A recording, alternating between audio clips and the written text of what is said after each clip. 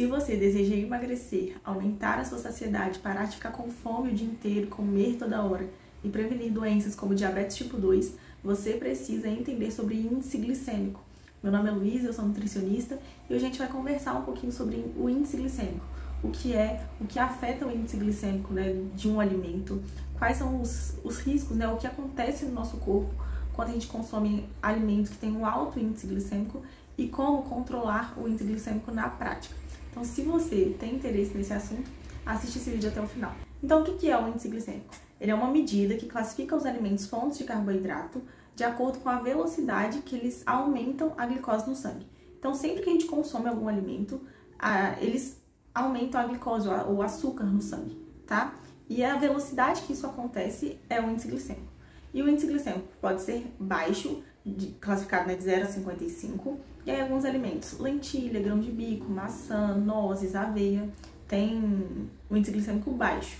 Tem o índice glicêmico médio, que vai de 56 a 69, e aí alguns exemplos de alimentos, arroz, batata doce, mel, banana, e tem alimentos com índice glicêmico alto, tá? Que é acima de 70. E aí pode ser macarrão, doces, refrigerante, por exemplo, farinha de trigo, tá? Tem um índice glicêmico alto.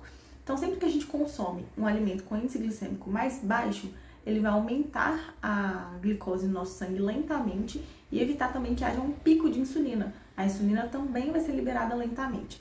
Já se a gente consome um alimento com índice glicêmico mais alto, o que vai acontecer no nosso corpo são picos de glicose e picos de insulina também. E quais são os fatores que vão afetar o índice glicêmico de um alimento? Então, primeiro, presença de fibras. Quanto mais fibras tem um alimento, menor é o índice glicêmico dele, tá? Segundo, se o alimento tem gorduras, né? Se ele é composto com mais gorduras.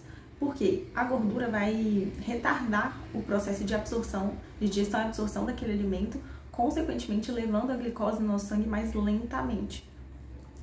O terceiro ponto é o cozimento e a maturação. Quanto mais cozido e mais maduro é um alimento, maior é o índice glicêmico dele. E por último, o grau de processamento. Um alimento mais processado, ele tem um índice glicêmico mais alto, tá? Então são esses os fatores que vão afetar, determinar, né, serem determinantes do índice glicêmico de algum alimento. Agora a gente vai entender o que acontece no nosso corpo quando a gente consome alimentos com alto índice glicêmico, como pães, farinhas, bolos, refrigerante, doces. A gente consumiu esses alimentos, eles foram absorvidos e aumentaram a glicose no nosso sangue rapidamente. Então o açúcar no sangue deu um pico.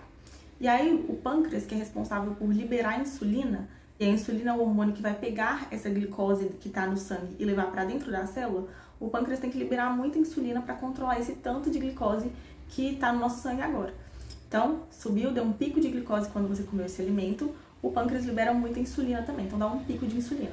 E aí toda essa insulina vai pegar a glicose do sangue e levar para dentro da célula. Só que como foi muita insulina, isso acontece muito rápido. Então o que acontece? A glicose cai no sangue. E aí você tem o que a gente chama de hipoglicemia reativa.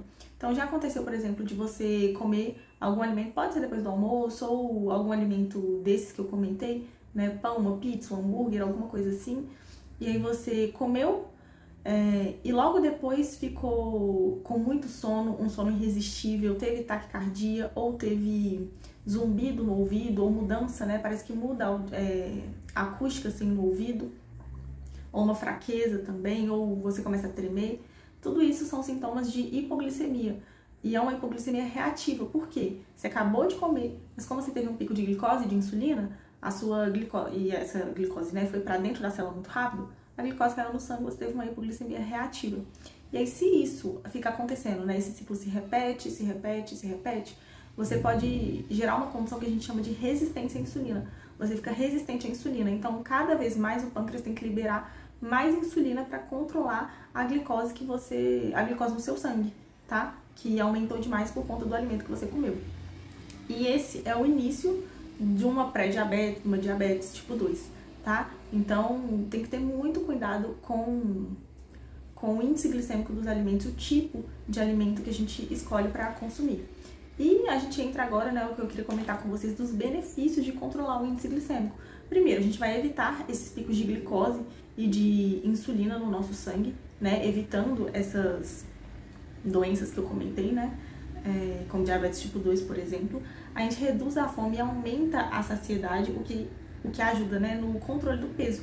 Porque se você não fica com muita fome o tempo inteiro, beliscando o tempo inteiro, você acaba conseguindo controlar as calorias que você ingere e escolher melhor esses alimentos, tá? Então, muito interessante para quem quer emagrecer. Também, a gente vai melhorar, além, né, de controlar o peso, a gente melhora a nossa sensibilidade à insulina. Então, a gente vai precisar de uma quantidade menor de insulina para controlar aquela glicose que está no nosso sangue, tá? E isso vai auxiliar muito no tratamento, tanto para prevenir, na verdade, né, diabetes tipo 2, quanto quem já tem diabetes tipo 2 e está tratando, tá bom? Diminui também o acúmulo de gordura abdominal, porque esse excesso de glicose no sangue, o excesso de insulina no sangue, a glicose, né, tem um limite para se transformar em energia. Quando as mitocôndrias da nossa célula, né, que é quem faz essa transformação, né, de glicose para energia, para ATP, ela tem um limite. Então, quando ela atinge esse limite, que vê que também não está gastando, que você não está gastando energia, né, seu corpo não está demandando energia, o que ela faz? Vai produzir gordura. E aí armazena essa gordura principalmente na região abdominal. Então, controlar o índice glicêmico vai ajudar também a reduzir o acúmulo de gordura na região abdominal. E, além disso, né, vai reduzir a inflamação, né? E a inflamação está relacionada com todas essas doenças crônicas que a gente vê hoje em dia, né? Dessas doenças metabólicas, como diabetes, obesidade, doenças cardiovasculares, a própria síndrome metabólica. E agora, né, como controlar o índice glicêmico na prática? Então, primeira coisa é evitar os carboidratos de alto índice glicêmico. Normalmente são carboidratos refinados, alimentos ultraprocessados, fast food, tá? Então, pães, bolos, biscoitos, refrigerante, os doces, né, açúcar, o ideal é evitar, pizza, hambúrguer, suco também, suco de caixinha ou mesmo suco natural, tá? O ideal é evitar. Então, esse é o primeiro ponto.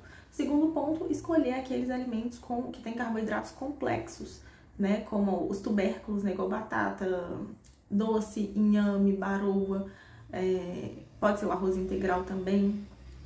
Escolher aveia, quinoa, leguminosas como feijão, lentilha, grão de bico, tá? Então, escolher esse tipo de carboidrato, porque não é todo carboidrato que faz mal, né? O problema são os carboidratos refinados.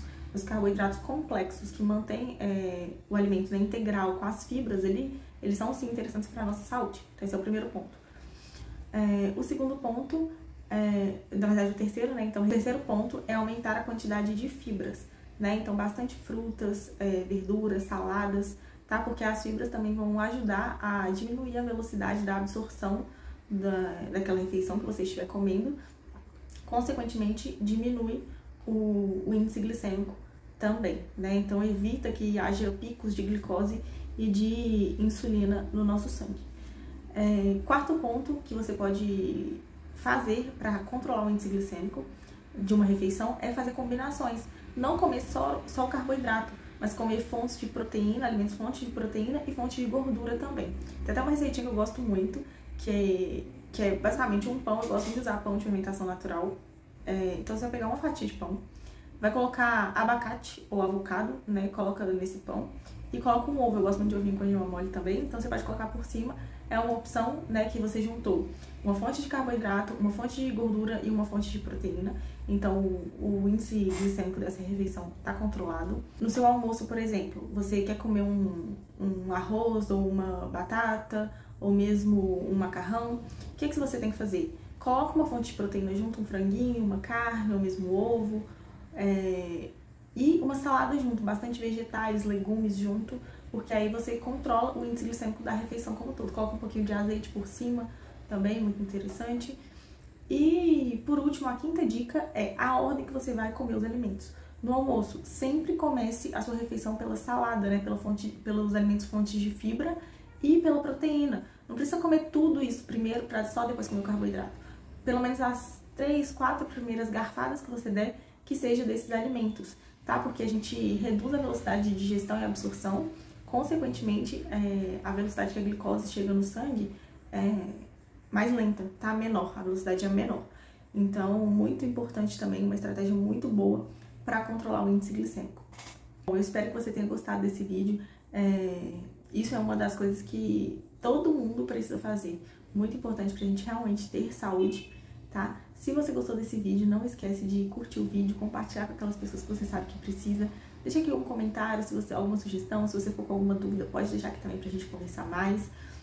Não se esqueça de se inscrever no canal, ativar as notificações para receber mais conteúdos desse.